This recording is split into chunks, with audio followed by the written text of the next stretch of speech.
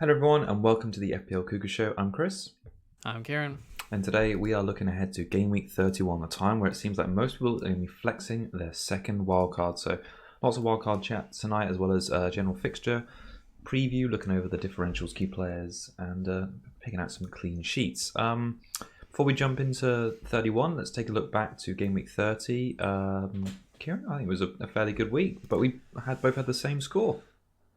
Oh yeah. I got 64 points, obviously same as you. 174k up to 164k, so 10k green. I did take a hit in the end, so it could have been a bigger green, but obviously that didn't work out. But the transfers were Veltman to Alonso for a punt before the wild card, which obviously got me about 2 points plus with his assist, and obviously they decided to not know how to defend. And then Bale, I did Bale to Son as well for a -4, which was like obviously -1 together for those guys, and then the +2 from the Alonso. So didn't work out, but the sort of ceiling was there for it to work out, and Alonso was pretty unlucky. But so Alonso 3, Kufal 4, lots of just sort of chipping in this week for my players. Bruno 5, Raf 6.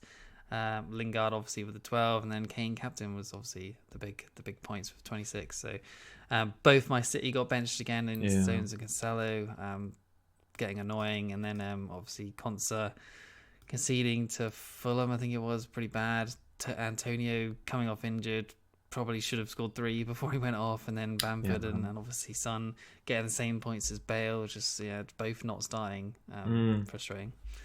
Yeah, no, similar week. I mean, the Man City one is a big one to pick up on because all 3 of my Man City players got benched and none of them came on. So that was a bit disappointing. I had sort of Kufal come off the bench with lucky assist, but like I say, 64 pretty much in the same way you did really. Kane captain, Lingard, Rafinha, Bale rather than Son.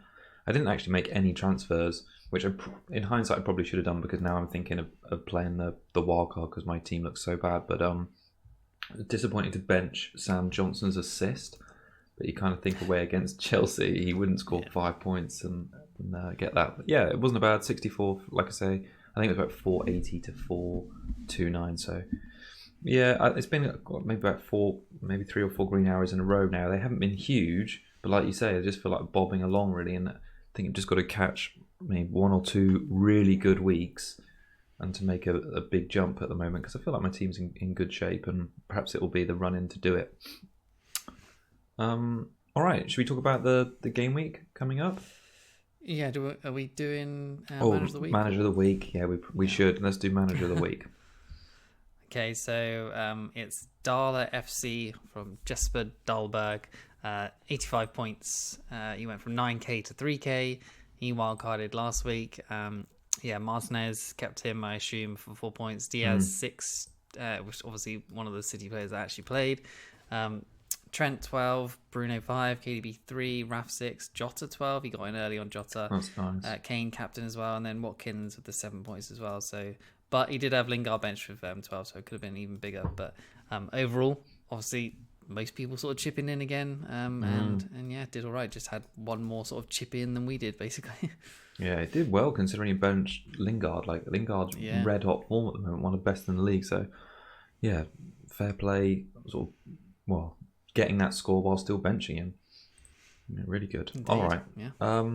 Let's move on because we've got the game week to get into and lots of chit chat. So what I've done is I brought up the preview. I've still got my sort of wildcard intact, so I'm still looking at my squad from last week, sort of debating as we go what changes to make. You've already sort of made a few drafts, and one of them's up on screen now with some of your new players. It looks like you've made nearly, half the squad is changing. Should we just talk about them sort of as we go through the show then, and you're thinking behind each? Because I mean, yeah, I guess so. Yeah. I think the probable like interest a little bit is Connor Cody for me, because in this first fixture, Wolves travelling to Fulham. Wolves are just starting like a fairly good run of fixtures now. They've got Fulham away, Sheffield United at home, Burnley at home, West Brom away, Brighton at home. And like we said on the show last week, it doesn't really seem like they're playing for a whole heap at the moment because they're sort of mid to low table. But they could be a good source of sort of differential points between now and the end of the season. And Cody has been up there recently. I mean, he's had 3 big chances in the last 6 game weeks. 1 goal, 27 points, expected points as well of 30. So he's bang on track with that. So I think he's not a bad shout if he's averaging 5 points per game over the last 6. And with Cody, he's going to play every minute. So yeah, I don't think that's a bad shout there. Are you interested in any of the Wolves players or at the moment, or are you kind of thinking that's it for them? Cody's sort of fringe. Like, I may not pick him still. Okay. He's very undecided. It could be a Sice, it could even be Patricio or something like that. And then, Neto I think is interesting. Obviously, those fixtures, we've mentioned him before in previous episodes about he's probably pretty much one of the only ones that looks like he's going to get any points or attacking wise. And the aim of the game is to get on them before a run, I suppose. Yeah. And I'm very tempted. He's very low owned and very tempted to just pick him up as a differential on the wildcard because why not with these run of like 5-6 games to just see if he can do anything. Yeah, he's only sort of taking up that 5.5-ish mark, which is a Rafinha area which I can always go back to after his run of 3 absolutely horrible games. So even a downgrade from Lingard could be a Neto spot. So because obviously Antonio is not going to be there. Rice is not there now. So there's opportunities in Wolves on the wildcard for sure, because those fixtures are probably the best of all teams, to be honest. Yeah, definitely. And Neto, like on terms of expected points as well, he has been performing really highly. So he's actually the best performing Wolves player of the last 6, expected points of 31.3. He's been unlucky not to score more. He's had 10 shots in the box, 2 big chances. He's made a whopping 12 key passes and 3 big chances created. So, yeah, maybe the points are coming. It's a bit of a surprise he's been outscored by even Traore, Cody, Patricio, Neves over the last 6. But yeah, the numbers look good. Yeah, and it could be these games to do it. So, yeah, one of those 2 or maybe both might be not bad chat.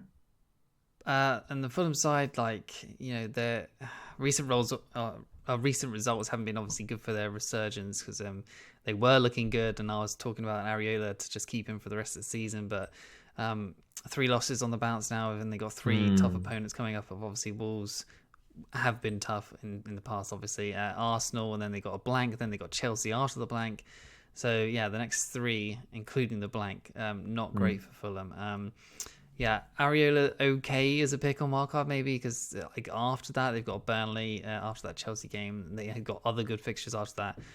But he's only got 1 extra save point versus City in one of the losses recently, and that's versus City, which obviously isn't great. And then 1 save total versus Villa last week, and then a 3-1 loss. So next 3 look like no clean sheets, so I'm not really sure he's worth it either. So at the moment I think no Fulham players are standing out, so it's probably an avoid in general. And let's move on. I feel a bit sad for them really, because I thought they had a chance to scramble out the bottom 3, but maybe not so. All right, Man City Leeds the next fixture up. I'm kind of swaying towards, maybe you are too, getting rid of maybe even all 3 of my City players for the run, because the rotation recently has just been doing my head in, basically. And I kind of feel like now with City that far ahead in the league, 14 points with 7 games they've got left to play, they're nearly home and dry.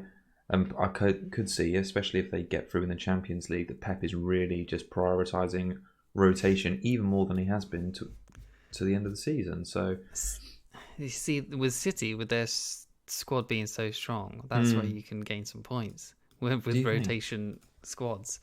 So if you take the gamble on someone like a Torres or a Jesus or an Aguero, who looks like he's not in the Champions League squad, he's probably going to play a lot of the minutes towards the end of the season, isn't he? So I mean, KDB you'd assume still plays most games. I think Diaz you assume plays most games as well, but I'm not sure about them both this week on the wild card, just because the Dortmund game is still alive. It's 2-1 victory, and they go from Leeds straight to Dortmund midweek again, so it looks like a good time to rest them at least.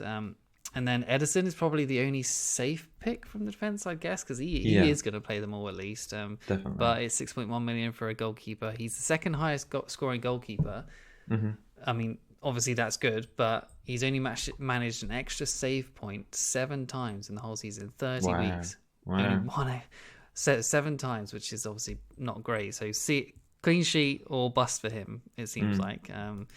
And then, I mean, I do have Edison in my sort of draft on screen at the moment. This is obviously going to change quite a lot, but he rotates Will with Sanchez just because of the blank of 33. I think Sanchez has like some easy opponent. I should really check this out, who he's got again. Do you think, though, that City have eased off a little bit there? I mean, mid-season they were impeccable defensively, but they've been letting some sort of clean sheet slide recently. I think they've only had 2 in the last 6, so it's quite a lot to pay for a keeper that doesn't get save points. Yeah, and Sanchez plays Sheffield United in 33, so that's yeah, but it is a lot to spend on keepers, and yeah, I may not go there at all. I mean, Diaz feels like he probably will play them all, as I said, but do I want to go with no City defenders? It's kind of risky. It seems like Stones and Cancelo, who were both benched last week, will probably play this week, and I'll be selling them both, and I'll be probably ruining it. But yeah, then another person you might have seen that sneaked into my wildcard draft, and I think I'm definitely going to go for it actually, is Sterling. And I think I might captain him versus Leeds. Really? Because Leeds obviously conceded to Sheffield United, basically one of the only teams to concede to Sheffield United basically all season, it seems like. But yeah, he seems like a good punt. 5.8% owned, 11.3 million. Obviously, we know he's got massive potential for a big haul. Last 3 weeks, he's only played 27 minutes, which is obviously not good. But he didn't feature in the Champions League at all. But he did play, I think, all 3 games for England. So he's fit. He should be ready to go. If he's not in the Champions League squad for City, then he's going to play this game. If he's rotating, Sterling hasn't played, he should play this game, and he should be on to play. Aguero will probably play, Torres, Bernardo, those sort of guys. So there's still a strong squad for him to get some chances and some goals. So I think many people won't go for it, and I think there's only 8 weeks left. Probably the time to try and take a couple risks to try and get up the rank. And I think Sterling is one of the best chance of a big haul from someone that's low owned, other than possibly Aguero. He got an assist in 27 minutes versus Leicester as well. And then before that, his last return was in week 25 for an 8-pointer. So his stats aren't great.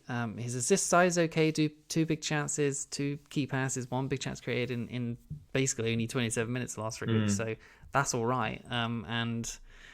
Yeah, I'm just trying to justify it myself, and I think it could be worth it because I will get Sterling. Obviously, Son is in this draft, you can see here, but I think I'll probably put Salah in instead of Son, and then I'll have Sterling for 1 week, and then get Son in for Sterling for the double in 32 for Spurs. So that's the plan. I think the reasoning is sound in terms of it. He's almost a differential, but I remember it was maybe only a few weeks ago you were like getting frustrated that Sterling wasn't featuring in these games very often. Do you think it's the only problem with owning him? I mean, sound like you want to convince yourself on it, but does the price put you off a little bit at all? A bit. I mean, I was getting frustrated because I was owning him for a while, sort of thing. I was expecting him to play every week and return every week. This is more of just a one week shout, and sometimes it works out, sometimes it doesn't. But like I said, I feel like I need to do something, and this might be that little thing that could work out. I wonder why he has dropped out of favour so much with Pep, because he has. I mean, Mahrez has been playing quite well, I suppose, and it's kept him out of the team. But it is weird to see Sterling not featuring games at all. And like you say, I think it was Leicester. Was maybe like his first game or first appearance in maybe like a Premier League game and the Champions League game, and it is a surprise considering like how much he played early season. I always thought that he was in Pep's best 11, but I mean recently it doesn't seem like he is, because he should, if they're playing a false 9 in the Champions League, you'd expect Sterling to be in there on that left hand side, but Foden picked there instead. So yeah, I just feel like Sterling plays this weekend because he needs to get some minutes. So, yeah. No, I like the reasoning on the lead side of things. Are you kind of going off them because of their next three fixtures? Do you think that they're still worth investment between now and the end of the season? I'm not I don't definitely want to get rid of them. Like I've got Raf still in this one, but I probably will move them out. Those 3 fixtures are pretty tough. Yeah. And you can go back to Rafinha afterwards for Game Week 34 when they've got a good run again, and he's cheap enough to do that. So, yeah, but they can score against most teams. They probably will score against City, and Rafinha will probably be involved. So, it's not definite that I want to sell, but it's the fixtures. Yeah, Couldn't be really harder. City, Liverpool, and Man United, I think it is. So, yeah, not great.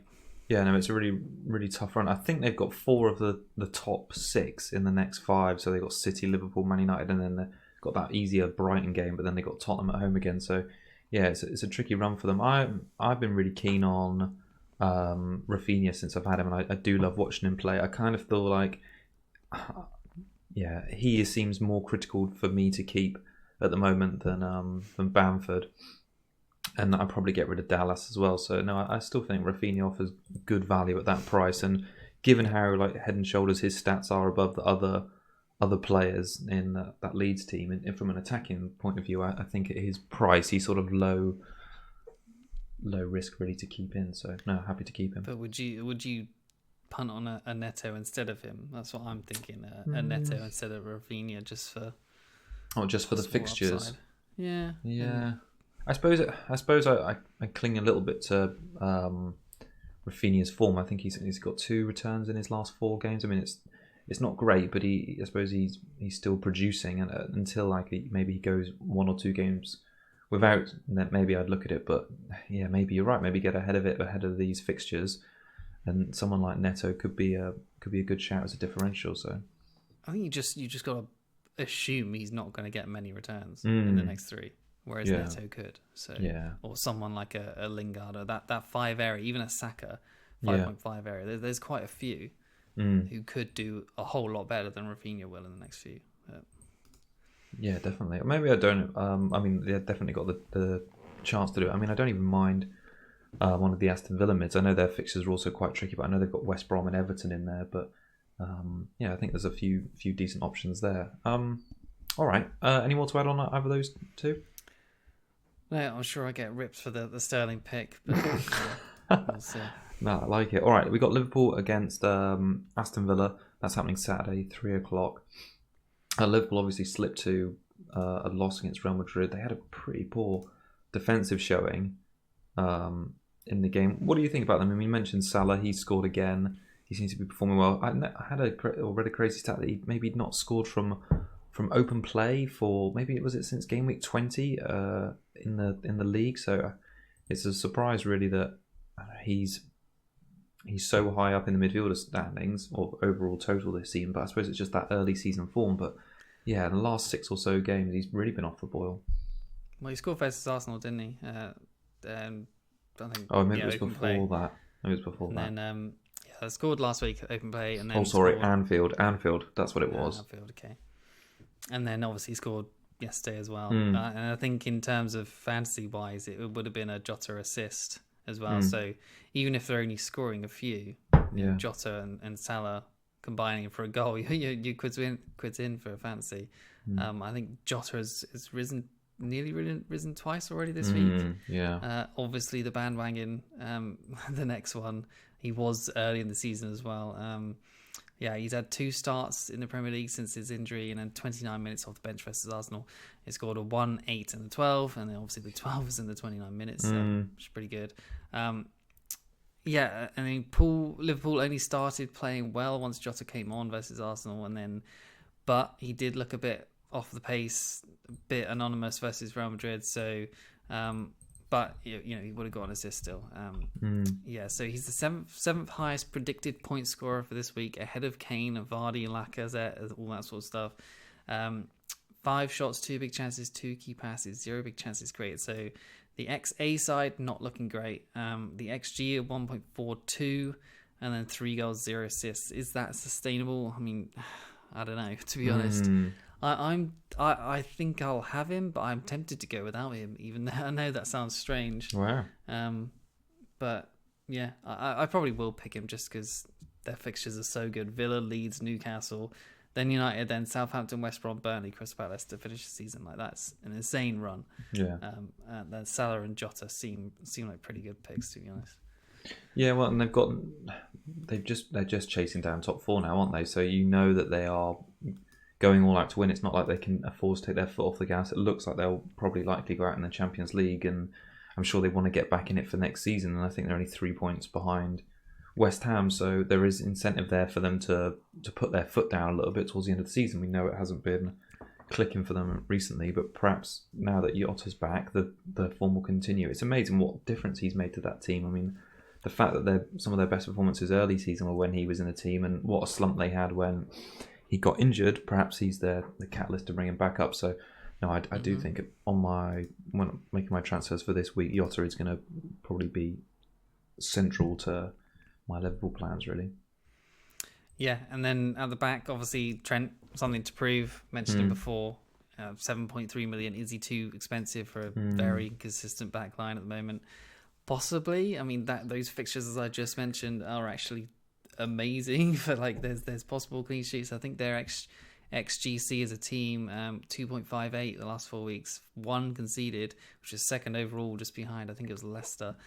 So that looks like it should be worth investing in. But is it 7.3 million worth of investment? Who knows?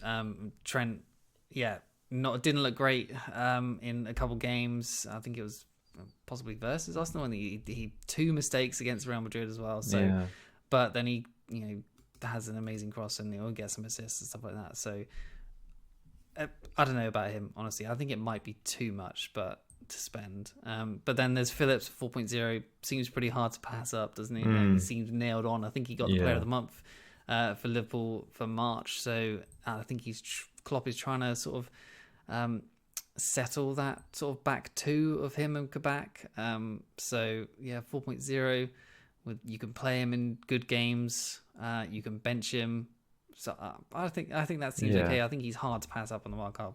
I agree. I think he's almost a no-brainer there. He's bottom of the price list as well. He sort of provides what Mitchell provided. Like, you don't even need to play him, but it'll just help your squad value in other areas, and he can potentially step in. So yeah, I think Phillips is a great shout, and I think they've got a good fixture this weekend against Villa to get a result. I mean, Villa's form has been pretty poor. I think they've only had 1 win in their last 5, and looking at their players from a fantasy point of view, they're crying out for Grealish to come back. I mean, Trezeguet is their highest scorer in the last 4 game weeks with 22 points, and 2 of those goals I think he got in the same match. They've just really hit a bit of a stumbling block. Watkins has got 16 points to the last 4. That works about 4 points average per game, and he's even outscored the previous hero Martinez, who's had 15. So I feel like Villa's season without Grealish is just sort of grinding slowly to a halt, and they're one of those teams I feel like they're just sitting comfortably above mid-table now.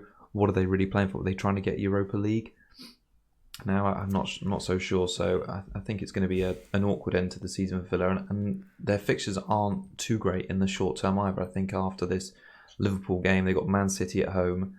Gets a little bit easier. West Brom at home, Everton away, Man United at home. Everton and Man United, I suppose, teams as well as Man City, who have still got something to play for. So, yeah, their next 5 fixtures are quite tricky.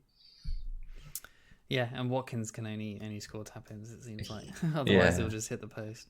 Oh, I know. He's got such a good knack for it. Do you think he's going to get in the England squad?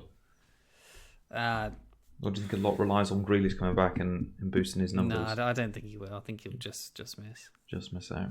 If he has a really good end to the season, I could see him just squeaking in. But yeah, at the moment, I'm like you. I think he'll miss out on that one. All right. Next fixture, we've got Crystal Palace against Chelsea. The Chelsea, of course, who conceded 5 goals to West Brom, but then keep a clean sheet against Porto in the Champions League. Mason Mount's goal, wasn't that good last night? That turn. The turn was great. I think the keeper has got something to answer for. But yeah, obviously great turn. Should be someone I consider on wildcard, but I still don't fancy him as a consistent returner personally. Yeah. What do you think about him? I was, after watching the goal and seeing the highlights of the performance last night, I kind of thought there's been a lot said about Mount recently because he's had 2 goals in 2, but I suppose he came off the bench against West Brom, so he's still not in Tuchel's first 11 for all games. Maybe he was rested ahead of the Porto game. I think it's a rest, but yeah, but he's only had 8 attacking returns all season. I think it was 6 goals, 2 assists. So I think to be an option in FPL next season, he really needs to either one have a price reduction, and then 2 show he can be more consistent. I mean, it's no surprise really that, well, maybe it is that he's outscored sort of Chelsea's midfielders, because he does just tick along. But I mean, when Havertz was introduced at the start of the season and you knew Pulisic was going to be around, Ziyech as well, you kind of think, wow, these are players that are just going to surmount as the top scoring. But he's pulled away, and it's a credit to him. He's done that. So if he can add a few more goals, a few more assists to his game, then I think he could be a really good FPL shout. But yeah, not quite yet. Unbelievable. You mentioned all those players, like how bad they've been as a sort of fantasy team for forwards and midfielders, crazy. Like really, really poor. Ziyech, Pulisic, Havertz, they should all just be like just nailed on in our team. It's just at least one of them. It's just crazy. It's ridiculous. He's only had 4 returns all season, Ziyech. I mean, it's awful, isn't it? Really poor.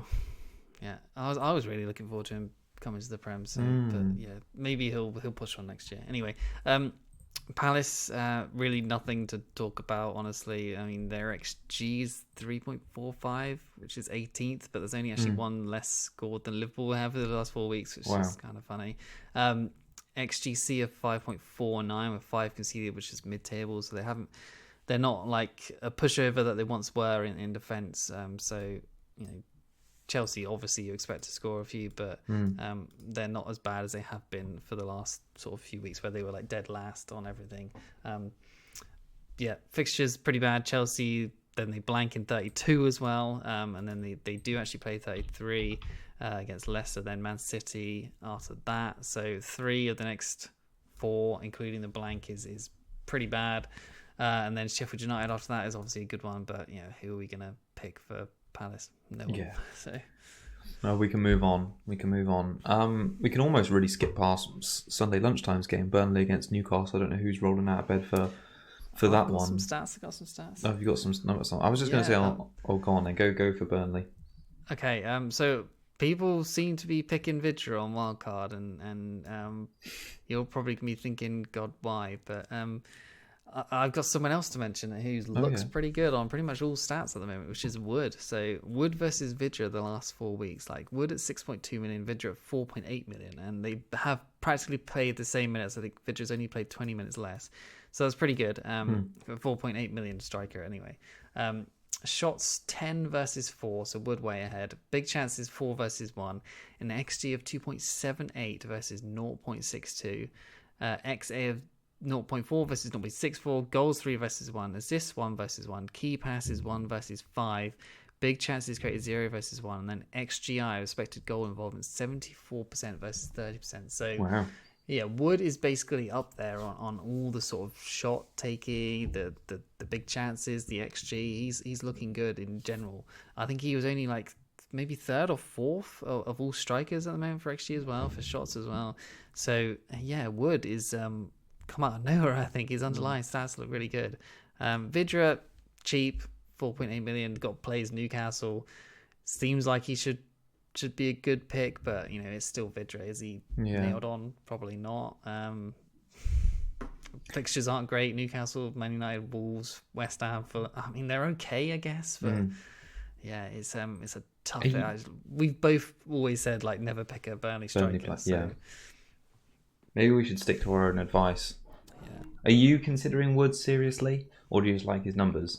No, I like his numbers. I think he's just someone to consider who just has really good underlying numbers and looks like he is probably going to get a few goals. I mean, he plays Newcastle at home. That's over the next few, he's going to get some returns, I think. So I'm not going to pick him, but I think someone should.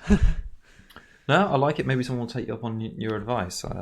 It won't be me, but I don't think. But maybe someone out there will pick Chrissy Wood. On the Newcastle front, it was your almost hero Lascelles who's been performing well for them recently. But really, I'm just going to go ahead and say hard avoid these guys, because after Burnley, they've got West Ham, they've got Liverpool, Arsenal, Leicester, Man United. I think they've got really, really rough run until game week 37, and they've got Sheffield United at home. So, yeah, none of them are playing well, and they've got a really rough run. So those two things combined, hard avoid Newcastle. All right, we'll skip by them, and we'll go straight to West Ham Leicester, which I think is going to be a fascinating game. 2:00 Sunday. Leicester travelling to West Ham. West Ham look like they're going to move out Antonio now, which is a shame because, like you said, he could have had a haul in the first half an hour of that Wolves game before he got taken off. Obviously, Lingard, I think he's going to be in most people's teams come this weekend because his form has been insane. Have you been surprised by him? I mean, we've known him both as Man United fans to be very good at underperforming for years and years, and now he's just like playing some of his best football. Yeah, I'm not sure I'm going to have him on my wildcard. Just because I think, without Antonio, without Rice, I just don't think he's going to be as good. Even though his goals last week, or his goals and assists, didn't directly involve Antonio, he made runs for him that opened up the whole space for him to go and finish. So, I don't know, without the sort of strongness of Antonio up the top, I struggle to see who's going to play there instead of him and who's going to do that role. So, although 19.4% his effective ownership is going to be pretty high. 8.5 points per match average, which is top of all players since he started playing. Since week 22, he's had a 15, 3, 6, 10, 5, 5, 0, 2, 12 and 12. So he's blanked once. The 0 was in the Man United loan game. And that includes games versus Spurs, City, Arsenal and Villa. All obviously good teams. Leicester at home, Newcastle away, Chelsea at home, Burnley away, Everton at home. They're mixed, but is he going to continue his form? It's tough. I mean, the stats there and the sort of numbers are sort of convincing me to keep him, but at the same time, I'm not convinced that he's going to keep it up. The XG gods caught up with Greenwood massively. Yeah. And I think they'll catch up with Lingard as well. His main sort of buddy up the top is gone.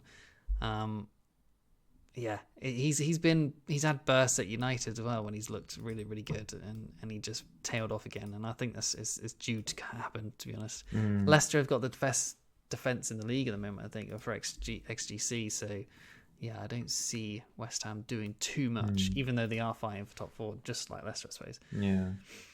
I think it's been a really tough one to call. I kind of feel like West Ham are going to edge it out. I think it's going to be a really good game. I'm looking forward to it. You're right about Leicester. I mean, they are good for expected goals conceded, but low on that metric. But they have actually only kept one clean sheet in their last 5 games. So, yeah, the numbers are good, but at the moment, they're not living up to that. I think this is a difficult game for them.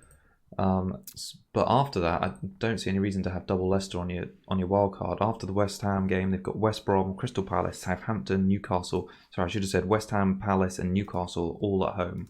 A really good run of 4 fixtures there.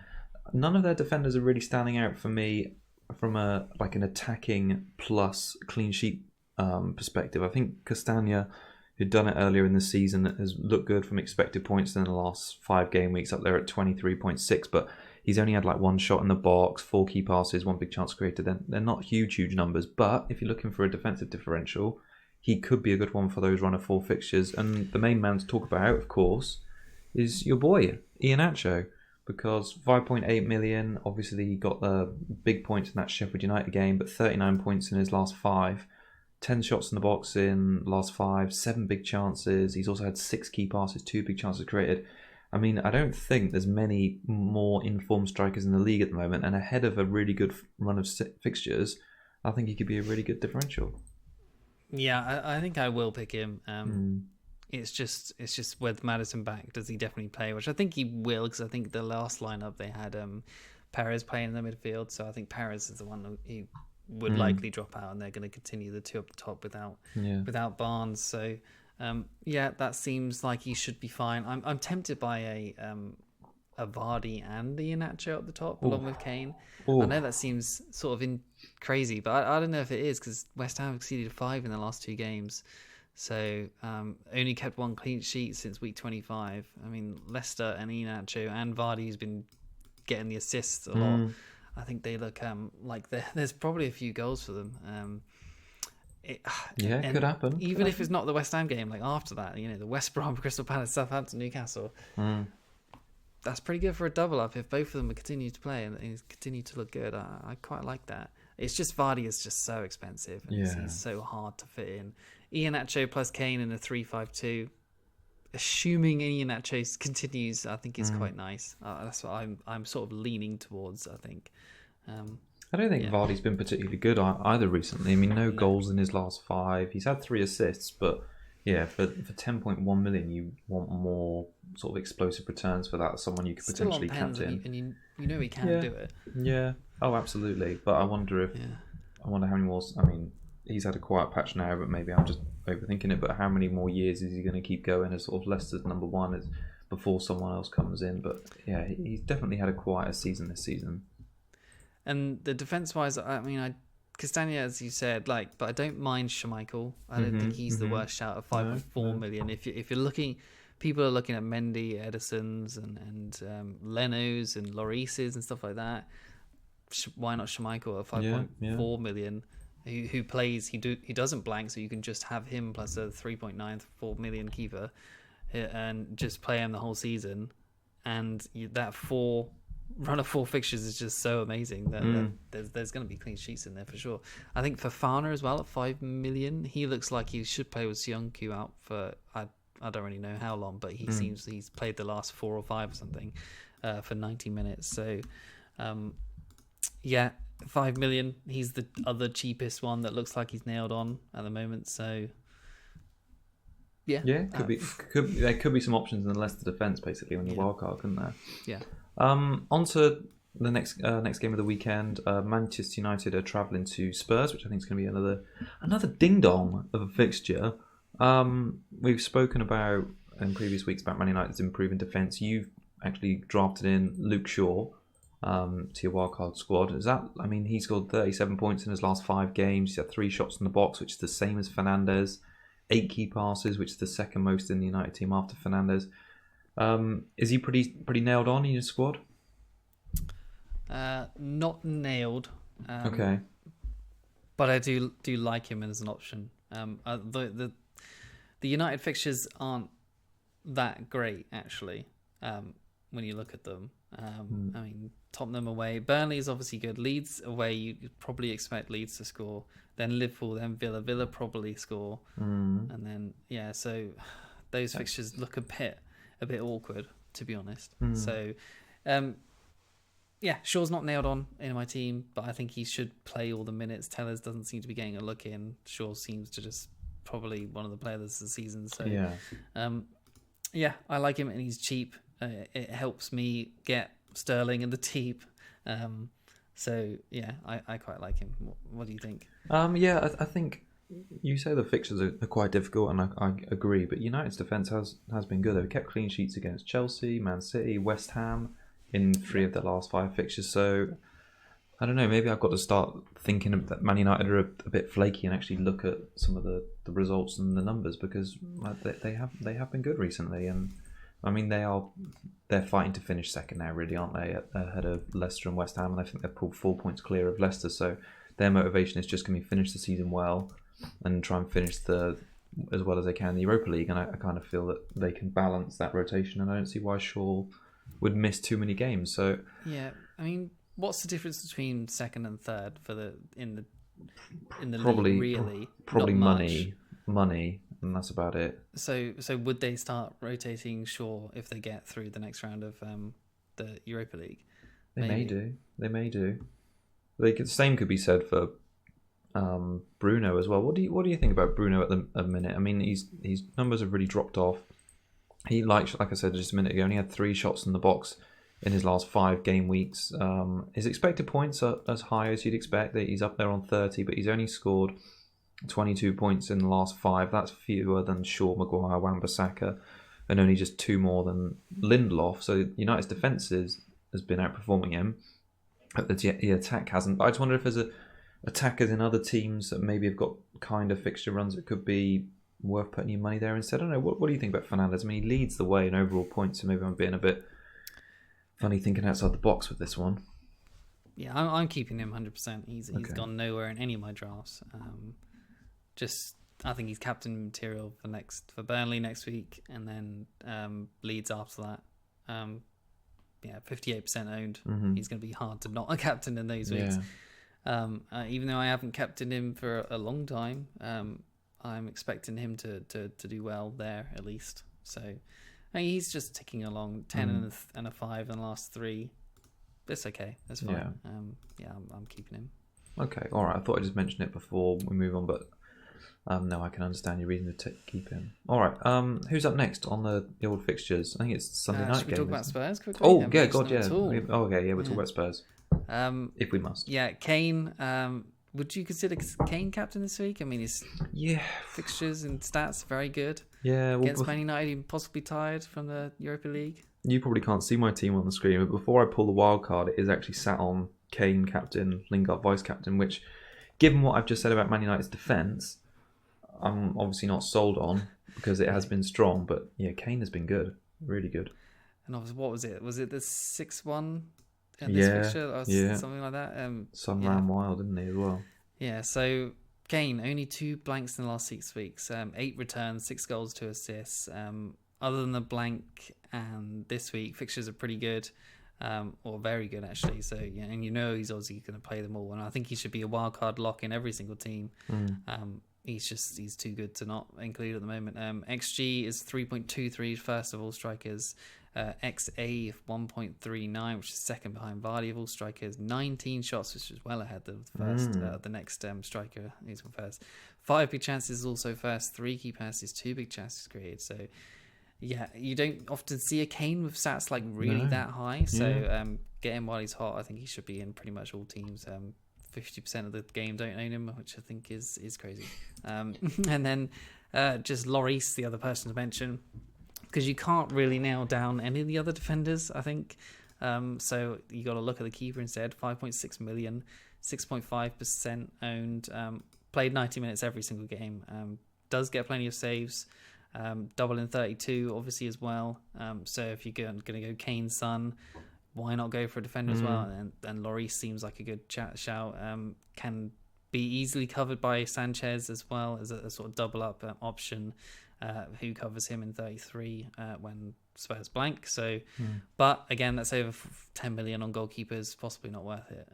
But I think he is a good shout at least. Can I just say on Kane before we move on? It feels good for fantasy this season to have a striker who is performing like at the level of the midfielders. I mean, Kane, I think he's basically 21 points away now from having his best ever fantasy season in terms of overall points. So that would be 225 if he got there, which I think over the remainder of the games, as long as he gets his appearance points, he's nearly there anyway. So a couple of goals here and there, and he's going to do it. And the main reason this season is his goals have been down. Like in that season, he had 29 goals. He's only got 19 this time, but it's 13 assists.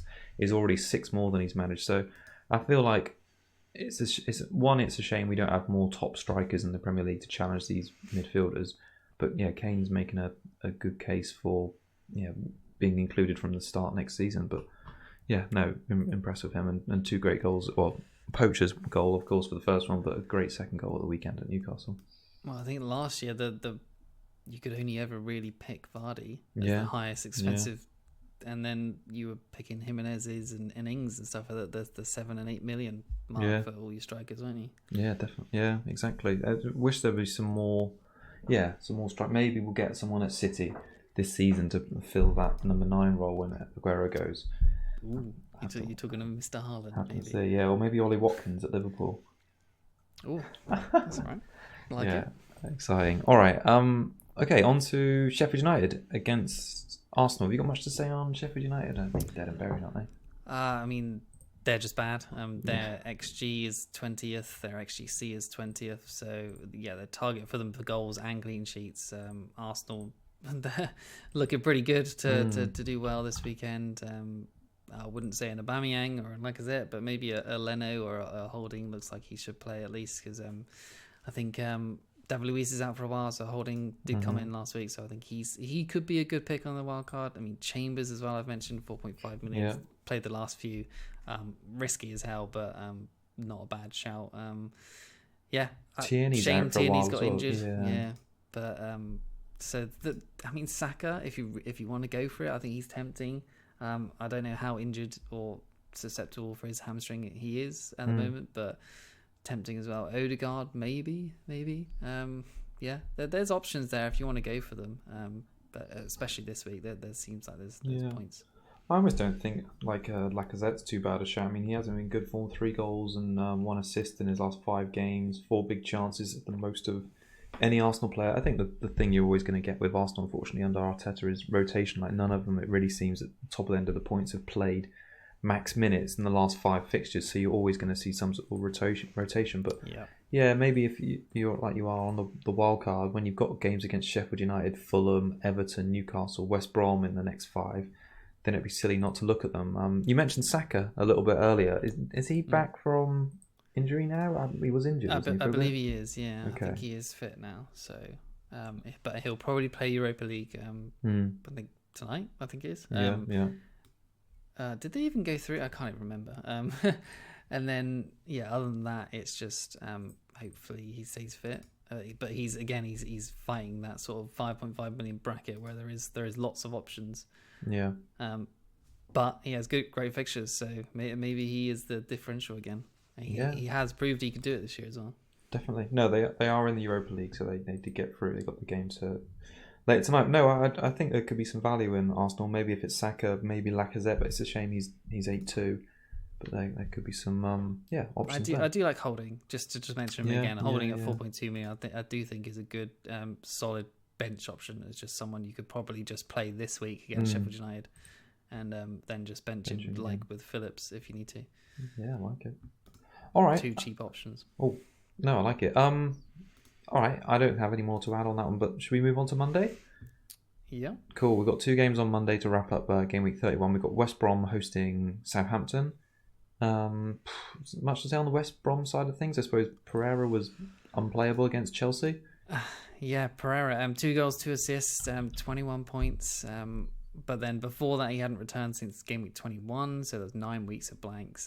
He's on 111 points for the season, which is interesting. More points than Aubameyang. Wow. Who's on 108. That's and amazing. Then Trossard 109, Foden 108, James is on 88, etc. So Pereira of West Brom is on 111 points. So saw that coming. That is good. The rest of his stats pretty shit. Sorry, swearing, but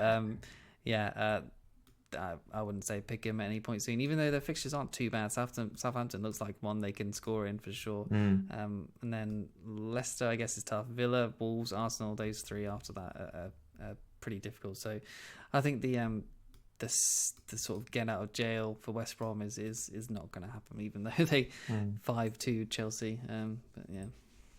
I'm not sure what to think about Southampton at the moment. I mean, they've not been on a great run of form. They had 3 losses in 4 before that Burnley game, and obviously they were 2-0 down, really quickly scrambled to get a result and come back. But a bit like Wolves and Palace, they just seem like floating towards the bottom of the table, and what have they got to play for? Maybe Ings is going to be trying to play for a move between now and the end of the season, but even their fixtures aren't... England spot. Yeah, maybe for the England spot, actually. Yeah, you're right. But they've got, West Brom away, they've got Tottenham away, and then they've got a blank before they play Leicester at home and Liverpool away. So, I mean, their fixtures really over the next 5. There's only one, which is this West Brom game, which looks good. So it feels a bit counterintuitive to wildcard in a Southampton player who's potentially going to have maybe 3 really difficult fixtures and then 1 blank in the 4 after that. I don't know. What do you think about Southampton? Well, you could bring in an Ings in for this week as a punt. I mean, I don't mind that at all. Like, what, on a wildcard or just as a normal free transfer? Possibly, yeah.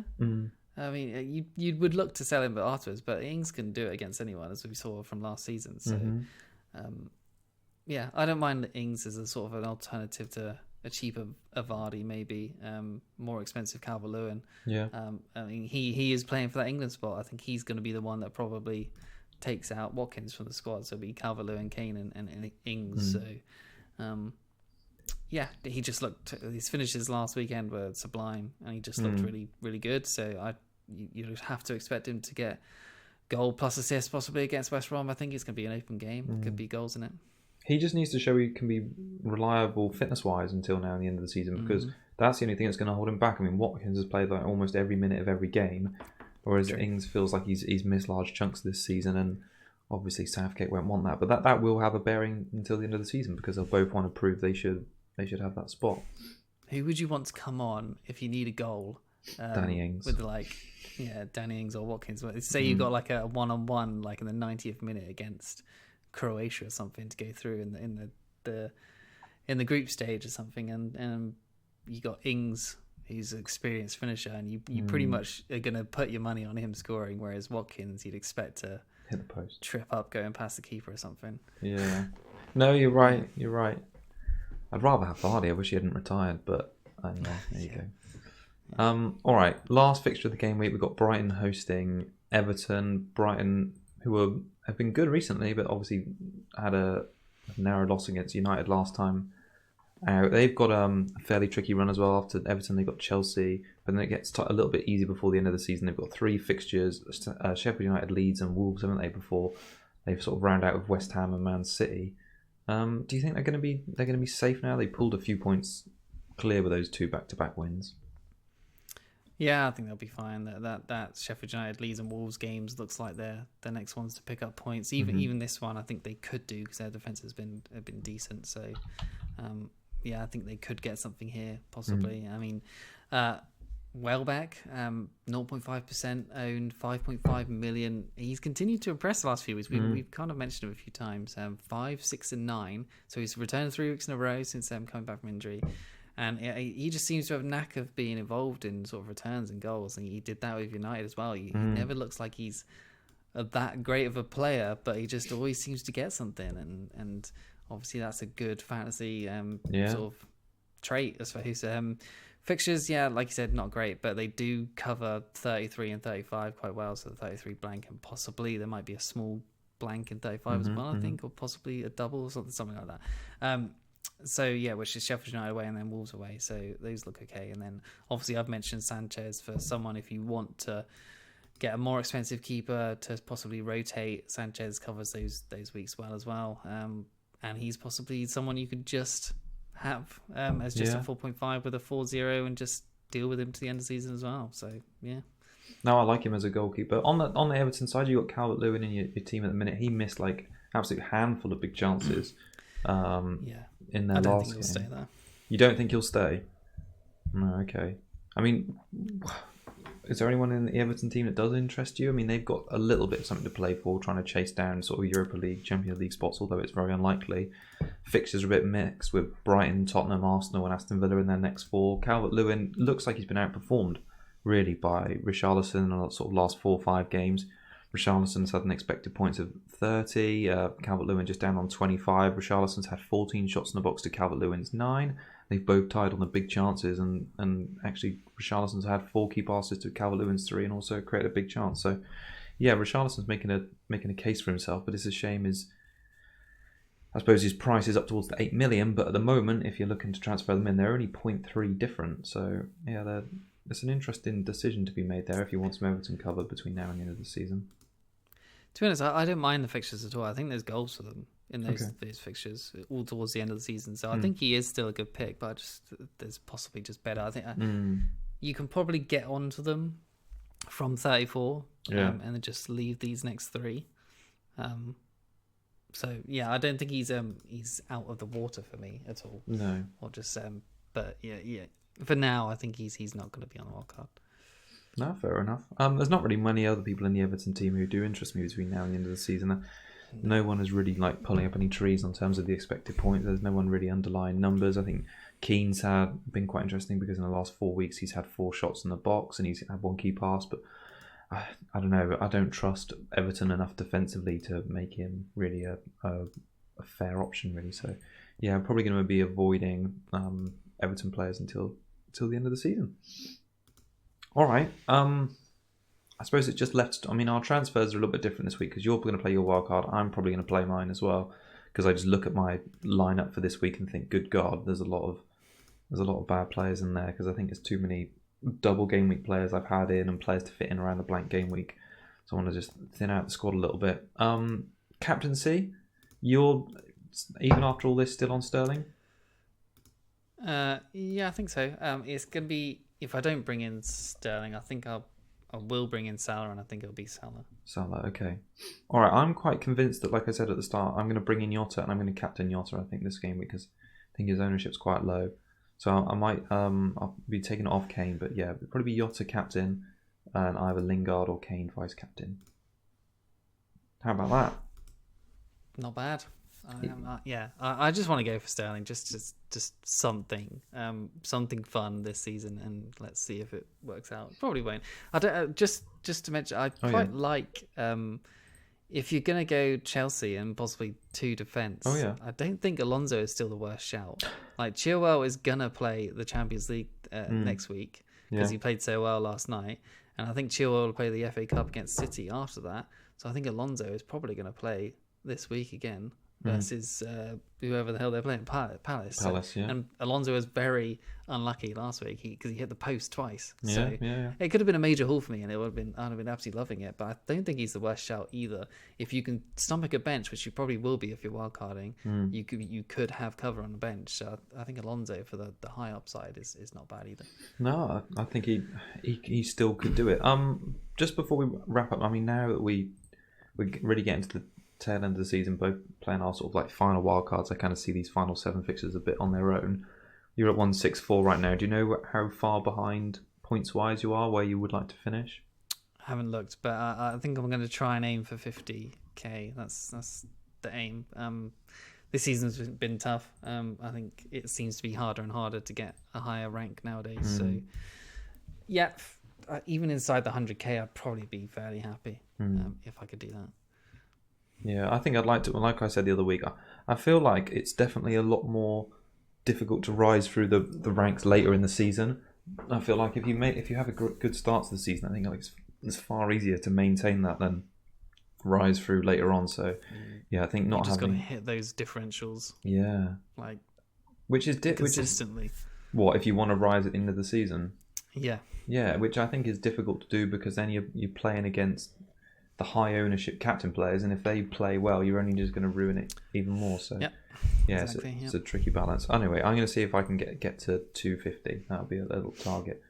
I think I'm quite far away at the minute. Anyway, all right. Thanks everyone for joining us. We're back next week to preview Gameweek 32, and we'll see how our wildcards fared. Until next time, it's goodbye from me. Cheers, everyone. Good luck.